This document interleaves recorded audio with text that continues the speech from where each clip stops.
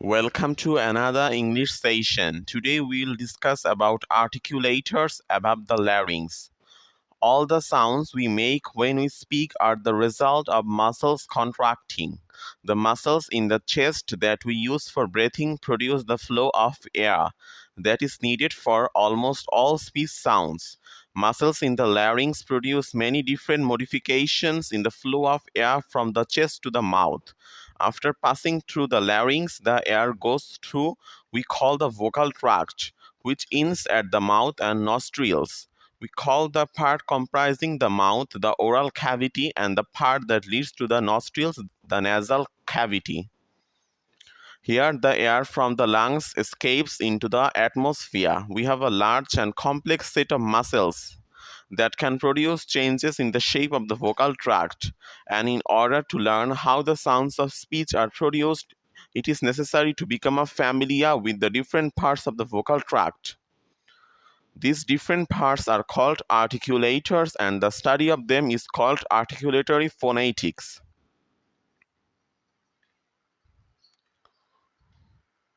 Is a diagram that is used frequently in the study of phonetics. It represents the human head seen from the side, displayed as though it had been cut in half.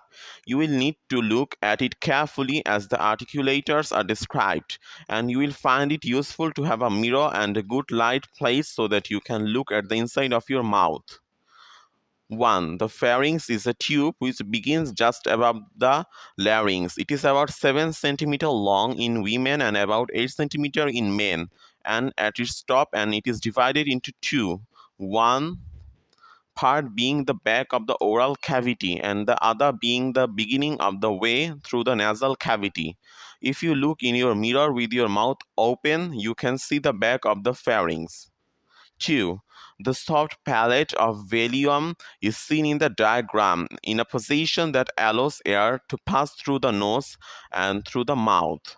Yours is probably in that position now, but often in speech it is raised so that air cannot escape through the nose.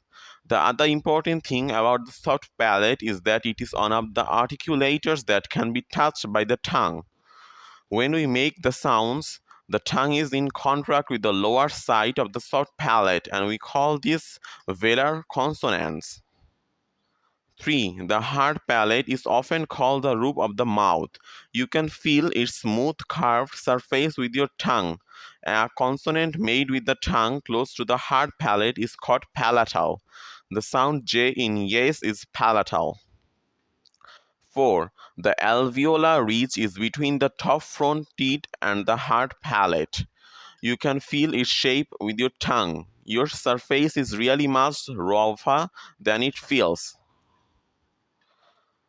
and is covered with little ridges.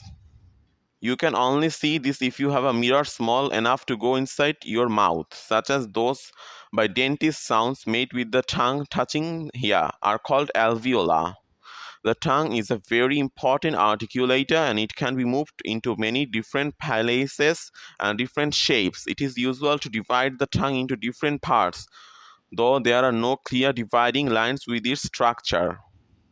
Figure 2 shows the tongue on a larger scale with these parts shown: tip, blade, front, back, and root. This use of the word front often seems rather strange at first.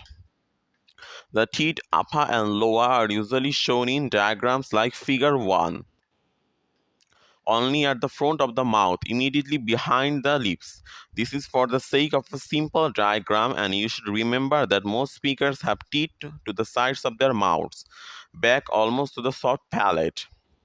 The tongue is in contact with the upper side teeth for most speech sounds. Sounds made with the tongue touching the front teeth, such as English theta, are called dental. The lips are important in speech. They can be pressed together when we produce the sounds PB, brought into contact with the teeth, as in FV, or rounded to produce the lip shape for vowels like U.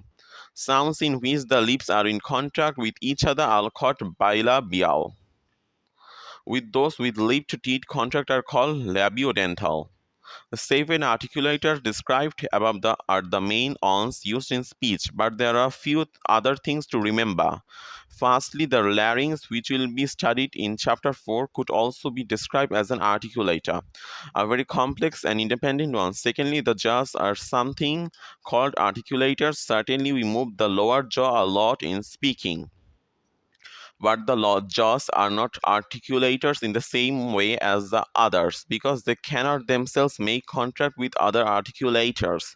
Finally, although there is practically nothing active that we can do with the nose and the nasal cavity when speaking, they are a very important part of our equipment for making sounds, which is sometimes called our vocal apparatus.